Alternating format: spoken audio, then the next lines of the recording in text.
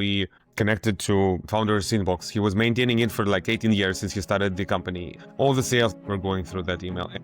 We found like 400 leads that were never touched for the last 6 years, just because they slipped through the cracks. Because again, it's hard to imagine, hard to understand until you look into these businesses. They just are disorganized. Like some people are lazy, or some people just, the leads slip through the cracks because some businesses just doing okay. They think it's enough on their plate. They're overloaded or something. They maybe value like work-life balance or something like that, like many small businesses, and they just hire mediocre people, and that's it. Like it was hard. I didn't believe it until I got inside it, and then we've proven it on many other businesses that we connected to Eve. So yeah, the idea is that we found those leads, and then at that time we didn't have our like AI reactivation agent who would just go and run a campaign, but we just did it. We just gave it to literature salesperson, and he just closed a few six-figure deals in the next like 3-4 months from that list. Welcome to the RolyPoly, the podcast about all things roll-up. Today, I'm talking to Vadim Rogovskiy from Rebel Capital. Vadim acquires legacy software businesses and then injects AI to unlock hidden revenue. He bought a 17-year-old event tech company, plugged in his AI tool, and within 15 minutes found 400 leads sitting in the founder's inbox that nobody had touched in 6 years. That tool became its own company, Eve, and he's now selling it to other acquirers. We get into why he's never met a founder who regretted selling too early, but plenty who sold too late, how he uses Claude to run due diligence and outreach with a 50% response rate from the CEOs, and why he thinks roll-ups are about to become a massive asset class. Venture returns with private equity risk profile. Let's get into it. Hello, Vadim. Welcome to the RolyPoly. How are you doing today? Hey, Dion. Thanks for having me. I'm doing great. Yeah. So, Vadim, I've been doing my homework on you, and here's something that I can't figure out. You've built an ad platform, a mobile marketplace, an AI body scanning company, a VC fund, a holdco, and now an AI sales tool. Most people find their lane and stay in it. Why don't you? Yeah, actually, probably my lane is looking for something new. Actually, that's the lane. But jokes aside, I think my lane is still kind of creating businesses. Either 0 to 1, it was at first, but then I discovered the concept of kind of buying the business and building on top of it using AI, because I've been building in AI since 2016. So I think for the last 10 years, I discovered my lane, which is either starting a company from scratch with AI or buying it and building on top of it using AI. Yeah. Can you tell me in short a little bit your background and what led you to where you are now with Rebel Capital and Eve? Born and raised in Odessa, Ukraine. And I had business management degree. However, I properly studied only probably the first year. Then I just got into my small projects. It's probably it was too small to call them startups. Lots of experiments. I quickly found out that entrepreneurship is kind of the most exciting game. Got very fascinated about it, and I just couldn't stop. And I was testing different concept ideas. I had a small web studio. Then we were developing games for social media. Then I had e-commerce store, lots of stuff. And then just landed. So I also had a few jobs, one after another, in software companies while studying. But I didn't quite like. I got some experience, but I didn't quite like to be hired by someone. I just always had my own opinion, and it didn't work out well in the long term. Mm-hmm. But actually I landed in ad tech, meaning in advertising technologies, early on, where I actually started my 2 companies. So it was actually the same team that did 2 products that eventually became 2 companies. So the first company was an ad center that was helping advertisers to run ads on social media, because social media advertising accounts at that time were pretty primitive, around 2010 or 2011 or something. So we built using API, we built a product on top of it. So I didn't scale it outside of Eastern Europe, but we built a very strong product and actually sold it to the company Virtamedia. It's an American a company, but with one of the founders was from Ukraine, and actually he was my first boss when I was working for his company a few years prior to me starting my company. So it was lucky that it was a great coincidence that I could actually sell the company to him ultimately. Then I switched to my second company, Clicky. It was a mobile monetization platform. And there we were able to, it's the first time I raised venture capital. I didn't know about it before. And we were able to grow the company to 13 million in annual revenue. But yeah, then I had a lesson that I timed the market to exit actually in the wrong way. So we were like, I was delaying the decision to go and sell the company because I thought, oh, we're going to grow a bit more. And then ultimately the market started to crash because there was a lot of fraudulent traffic, a lot of scam on that market, like a lot of these click farms with thousands of iPhones producing artificial installs. So eventually, yeah, we had a deal. We were selling the company for 12 million and it was like a huge discount. And then something happened to the buyer's business. So the deal fell apart and ultimately I had to close the business. So, like lots of lessons learned. At the time, by that time I already knew that I'm not going to stay for a long time in ad tech. I was already looking at AI. So by that time, I already, even before I closed the business, I already started investing in my next company in 3D Look. So when my co-founder was actually running it, while I was still focused on my previous business, but I was kind of financing it, more like incubating. And that company is still around. It's profitable. We created the most advanced AI model to measure human bodies using smartphones. I had an idea in 2016, so we're gonna celebrate 10 years of the company next month. I mean, raised 16 million to build this kind of to collect data because we collected millions of digital human bodies. It was not easy at all, and build proprietary AI and started in fashion, in e-commerce, but then expanded into digital health, where company found much more traction and became profitable. Yeah, and I'm not involved in operations at all for the last 2 years. I replaced myself with a new CEO. Yeah, and then I got into my new chapter, but we can talk about it separately. Yeah. Yeah, well, so you got into AI before AI was so cool. Now that's impressive. Yeah, actually, I was very fascinated with computer vision and what you can do on top of smartphone camera. There was the first wave of different companies doing different AR stuff, like augmented reality. And we decided not to go into this, not to go into gaming, but we decided to do something more practical. And that's why we created this to scan human bodies just using a smartphone, right? So yeah, kind of at that time, AI was not nearly as popular as it is now. And you mentioned not selling at the right time or mistiming the exit. What advice would you give to someone that's considering making an exit but isn't sure about timing, that they think, oh, if I stay longer, maybe the valuation will be a lot higher? Well, how would you avoid making that mistake again in the future? Oh, that's a great question. I actually wrote a post about it, I think 2 days ago, that actually I just touched on it, that I've met so many founders that that regretted that they kind of were waiting to sell for too long, like myself. But I never met a single founder who regretted that he sold too early, right? Because the idea is it's never early to sell. I think I totally agree with this motto. And I think that you always feel that there is something that next year is going to be even bigger, because the founders are delusional. That's why we start companies. So you think that you live in a parallel universe, thinking that just distorted reality a bit. And of course, it seems that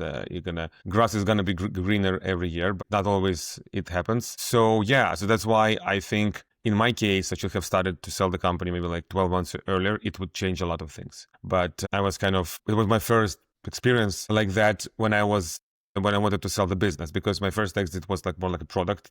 I sold the product and the team, not the business. But this time it was growing business, and I just was so excited about the metrics. So I was a bit blind about macro factors. And that's why I just didn't time it right. I see. Yeah. I mean, entrepreneurs are inherently very optimistic, right? I mean, it takes an optimistic person to go out and build a business. They're going to believe in themselves and in their business. And so I can imagine so often that they always think the numbers will look better the next year. I'm going to have better EBITDA. I'm going to have these conditions are going to be better. So yeah, I see that. But I guess the cost isn't only the valuation that you could sell at and the risk that you could sell for less than you can this year, but the cost is also an opportunity cost, right? If you're within a business for an extra year or two, you're maybe missing out on other things that you could be putting your energy and other things that you could be building. Exactly. I was feeling that something was wrong. So one thing I did right, I started to invest in 3D Look, like in 2016, but we closed the business. I mean, we closed Flicky end of 2018. So I already kind of started to hedge my bets. I started a new bet on AI. Yes.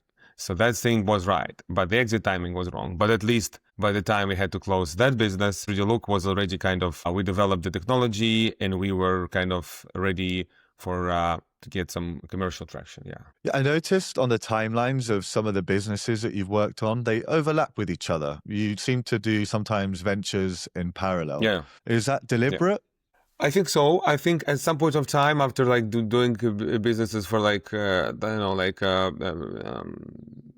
15 years or something, I realized that I'm a happier person and more fulfilled person when I do several things, because it allows me to zoom out and change the perspective and kind of also learn from different like I can learn something new in one business and then I can implement it in another business and do it vice versa, and it helps a lot.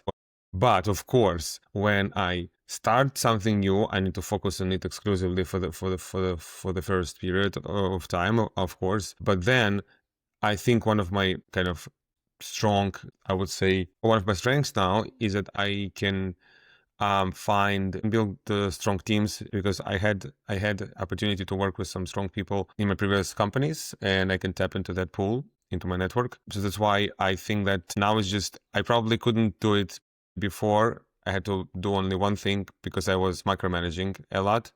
Because I didn't have an alternative, because my teams were at first definitely weaker than the teams I have now. But now, because I have stronger, more mature people, I can actually also delegate more stuff and only focus on being hands-on only where I can add the biggest value, while delegating everything else. And I think this helps to be like now I'm doing two things, right? Rebel Capital and Eve. So that's exactly, that's one of the reasons, yeah. That's really interesting. So whenever I look at mentors online, they tend to tell you, hey, just focus on one thing at a time. But your perspective is that you now have a solid enough team that you can leave them in charge of whatever business you currently have, spend your energy on focusing on building a new business, and then those businesses end up complementing each other, where lessons can be passed over to each other. So that actually leads me into the next question. I can see your Buy Then Build book in the background.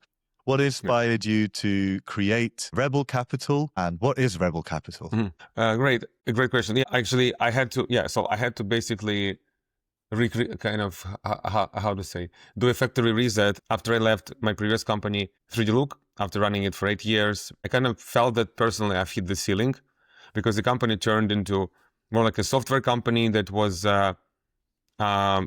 nicely growing, with some even some. I mean, at that time it was a break even, and I didn't feel that. I think every founder should not miss the moment when you feel that you start becoming a liability for the company than the growth driver. That you basically deliver much less value than you should, and instead you can do some harm. I'm just not even knowing that. And I think that time I timed it really well, because I felt that I hit the ceiling, and I'm not the value driver for the company anymore at that stage. And probably I got a bit burnt out as well, because we had to go through some rough stages as well.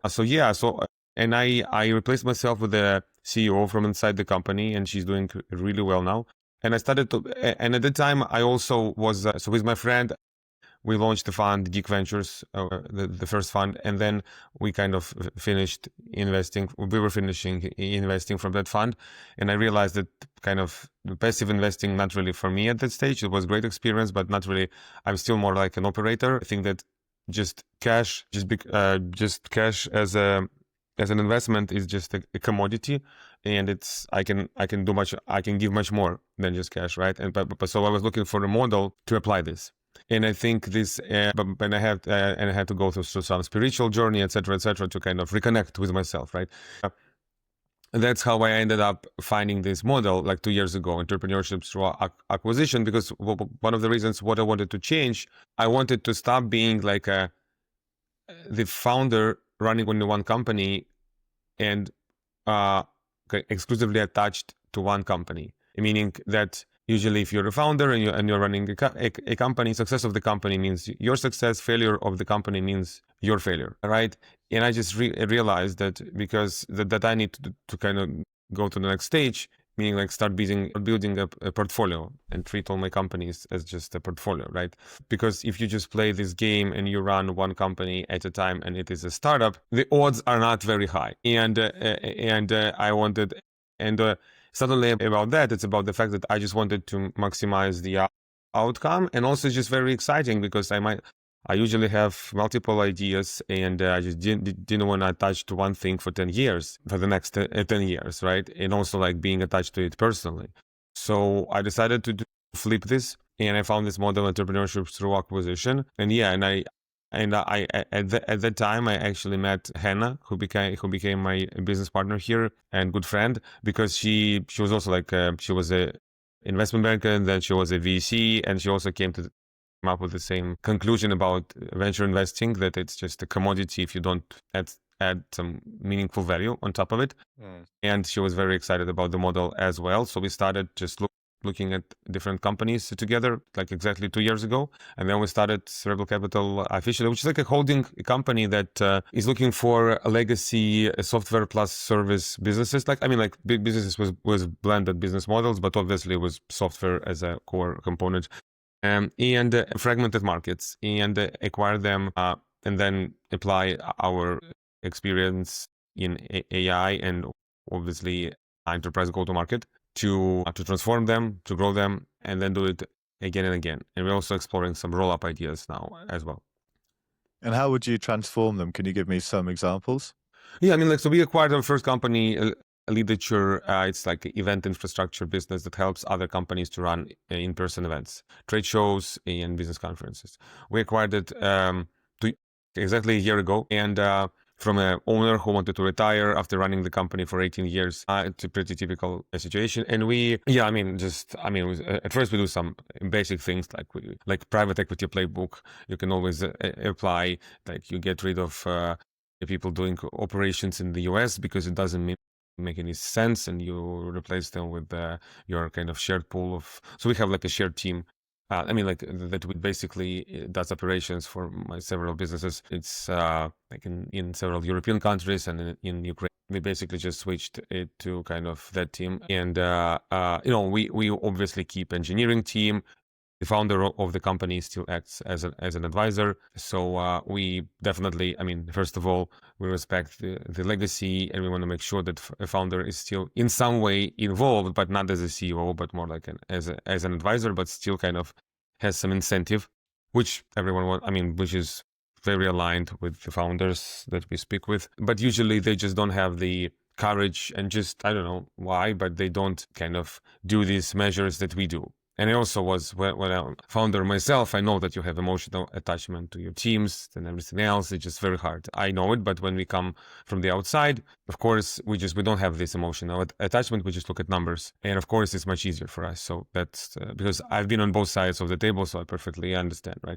And then, after some, and obviously, of course, we repositioned the company to go up market, because the founder just was not experienced as a lot of small businesses. The company was growing exclusively through referrals and just some inbound, but it was very occasional, mostly based on founders' personal brand. And so we basically created a go-to-market engine. I would say, like, we changed all the visuals, started writing content. We kind of built some SEO, obviously, and built some outreach, of course, right? And started some proper prospecting, started proper account-based marketing, etc., etc. Still experimenting with that, but already have some infrastructure in place implemented. And then also the most interesting part is obviously AI. And when we acquired the company, at that time, I had a small team. We were experimenting with different AI solutions. We were building like like executive assistant, but it was like not super serious. And then when we acquired the business and started to dig deep into that, we realized that, and also it was the same. I saw the same picture in other businesses we were talking to of the similar size. That usually when it's founder led business, when founder still does sales and then there is a small sales team, they don't really have discipline of maintaining CRM properly. They have data, learning data fragmented, sitting in multiple tools that don't talk to each other. I mean, and so we created the solution that connects to their workspaces in Google or Microsoft and absorbs all the data from spreadsheets, emails, transcripts, etc. Even CRM, I mean, we connect to other tools as well. And we give like a single point of truth, like a dashboard with all the leads. You can go and reactivate right now. And then we started build AI to actually go and reactivate these leads, to do the work. And then it became a separate company, Eve, that I started to basically just run kind of separately. But in fact, it was like incubated in Rebel, I would say. Yeah, so this is like our AI. Great. I just want to recap what you talked about because I think it's very valuable. You're saying that the transformation, you have the standard P playbook. You look at the team composition, you centralize what you can, and maybe a lot of the roles get moved over to offshore because it doesn't make sense to keep them in the US. You then put them through your GTM engine, your go-to-market engine. You do marketing, outreach, and so on to take the business up market. And then what I find really interesting is what we just started talking about now, which is the AI layer, which led you to build Eve. So you've created a product now, and correct me where I'm wrong here, but you've created a product that pulls from emails, CRM, sheets, from all of these data sources to create one source of truth, one sort of mailbox operating system. And then that has uncovered opportunities for these businesses that maybe founder never applied to an email 2 years ago, or that would have warranted a follow-up, or whether they're asking for a proposal. Like, how big of an impact does implementing something like Eve in a new acquisition have? That's actually a good question. So, well, I can share the example, actually, what we've done with literature. So the point is that we connected to founder's inbox. He was maintaining it for like 18 years since he started the company. All the sales were going through that email.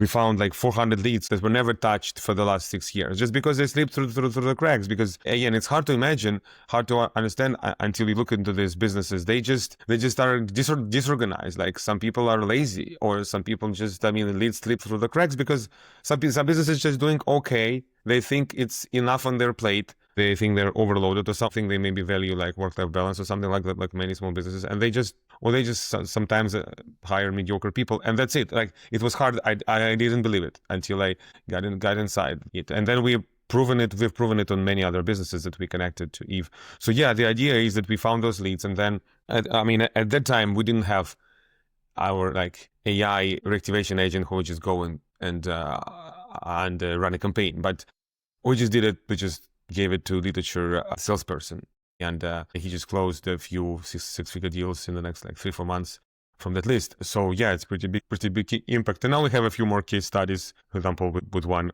commercial real estate company, again, like we found like $20 million of hidden opportunities sitting in there in spreadsheets, mailboxes, etc. of their sales team. Yeah, it's the value we can deliver pretty instantly, and I see it resonates well. Yeah. But so, like, how long would it take Eve to find all of these missed opportunities?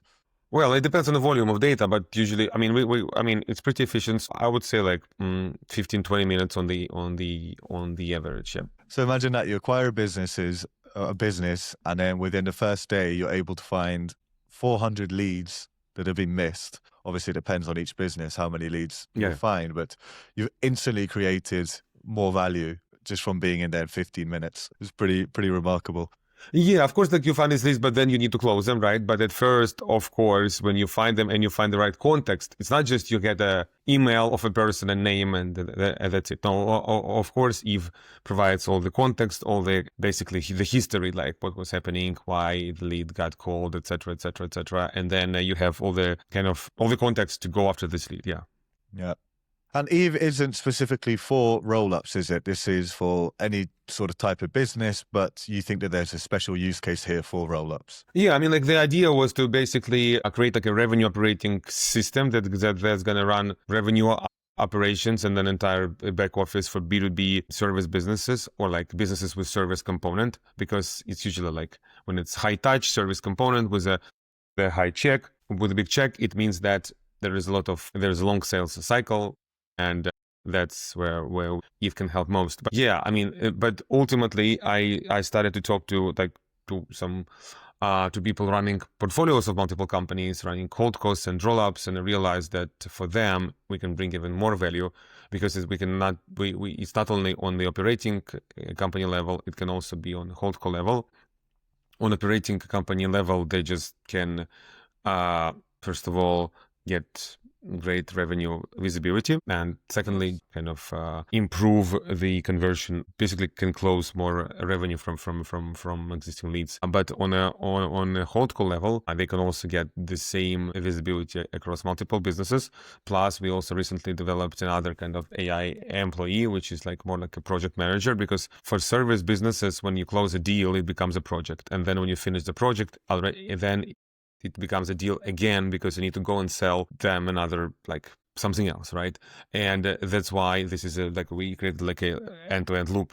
When you have an agent that basically closes the deal, then it becomes a project, and we have an agent that actually helps the team to manage the project, and then again we have like the activation agent will turn it into a deal again. And actually project management agent was already tested out at Leadership, the company we acquired, and we were able to reduce over time, we were able to reduce our operations team from 4 people to 1, meaning just one person is managing all the events for the company. Because I mean, the company again helps other businesses to run trade shows and conferences, and there's a lot of coordination with multiple parties. And because of this, the recent like AI project manager that we implemented, we are able to do that with just one person now. Yeah, I'm really interested in all of these AI applications for roll-ups specifically. Obviously, with PMI Stack, we offer IT post-merger integration, and we've been laid out our entire process, our playbook for IT post-merger integration, and we've created 34 points where we can use AI within that process. So from the beginning, reading the transcripts of the interviews we have with both the acquired and acquiring teams to see if there's anything that doesn't align, to see where there is contradictions in those conversations, all the way down to creating AI knowledge centers for like, oh, we used to do this workflow in this way. What it's changed now. How are we supposed to do it? And I just think that over the next couple of years, we're going to be able to go be so much more efficient when we do acquisitions. But what's your thought, if we're zooming out a bit now, what's your thought on the roll-up landscape at the moment? Do you think that it's going to grow as an asset class? We're seeing more and more people talk about roll-ups and entrepreneurship for acquisition, or do you think it's going to plateau? Oh, I think it's only the beginning. I think it's only like the early days now. Like the rules are being established right now, but I think it's going to be a very big asset class in the next 5 to 10 years, maybe faster, because I mean, so many investors just got really burned while investing in VCs, especially like in 21, 22. And so now they're looking for alternative assets. And here you have you can have venture returns with private equity risk profile, which is great, right? Because still there is a downside protection, meaning that you already acquire businesses that have some kind of reputation. They have leads, they have some revenues, etc., maybe even some profits. So it's really hard to kind of just kill them. And that's why I mean, there is downside protection, but it can also lead to venture style returns if you apply AI properly. Before agentic AI, obviously, it was just more like a private equity a playbook of consolidating, getting more price power, improving market share, etc., etc. But now you can quickly build things on top of that, and AI also can help with it, with integration. Even now when we are looking at doing a roll up ourselves in event and in infrastructure, we look at it differently, because now integration of companies should happen much faster and requiring fewer resources. So yeah, it changes the playbook now, and that's why I think it's only the beginning, because we've been only hearing about roll-ups in several industries where they are pretty active now, like CPAs or like the real estate agents. But there are so many industries where they were not touched yet. And yeah, so I'm pretty bullish on that. Yeah, I think so. And you see it growing so much in the US, and then usually Europe is, what would you say, 10, 20 years behind. So it's going to be also booming here, I think. Well, it is at the moment. And I think that's just going to keep growing. It'll also be, I mean, looking at the VC world, I wouldn't want to be a VC at the moment. It feels so scary to know what to invest in, because you look at Lovable, for example, and maybe I'm outing Lovable in a wrong way here, but this is just an opinion. But you look at Lovable and it's a fantastic business. It's growing so fast. And from a VC perspective, that was a great investment with, like, it's obviously an amazing unicorn from Sweden. But then you don't know if next week Claude is going to release some native web app builder that could just demolish it. And so who knows, that might not happen, but you see that repeating across loads of industries anytime Claude does an update. So it feels like even as a VC, you might spot the best business, SaaS that there is right now. And you just don't know if that's going to survive the test of time when things are changing on a weekly basis. So I think it's a tough space to be in. Yeah, I totally agree with you. So probably VCs are sitting on a record amount of dry powder now, but they're pretty cautious with investing. Yeah, and it's counterintuitive, and yeah, so that's why I think to win, if you're building a startup, probably it's not a secret that the way to win here is to go deep into particular industries, into workflows, etc., collect proprietary data, because then you're not going to be displaced, because as we already see, and probably it's not going to change strategy-wise, that all these scale-ups, etc., they, like OpenAI, Anthropic, etc., they go out, they create picks and shovels, they create the means for other businesses to build stuff, and also, yeah, they demolish horizontal solutions, of course, yes. But if you go really vertical, like Harvey in legal, or there are so many examples of different companies that are. And now, like recreating, selling to investment banks, to private equity, so like all vertical. There are many or companies selling into hospitals, right? They're already deep into their workflows. So even if Claude creates of course you can build all of this with with Claude Code or like whatever, but it's gonna take time, effort, resources, etc., and expertise, and relationships. And relationships, everything can be built, right? The question is, how much time, resources, and expertise it's going to take. So you need to go, yeah. So like the punchline, I think you need to be working on hard things. If it's easy, of course, don't do it. So you need to work on hard things and for example, integrating tools that don't talk to each other, because it's very hard to integrate them. If you do it, then it's going to be hard to displace you. Yeah. Okay, great. And talking about your holdco, Rebel Capital, what type of acquisitions do you do? And can you talk a little bit about your due diligence process and how you think about what company to acquire? Yeah, basically, of course, we are still learning. And of course, we've done just one acquisition. But yeah, the idea is that, we built some automations, some projects on Claude that allow us basically to do some initial due diligence pretty quickly. We just also recently we submitted an LOI.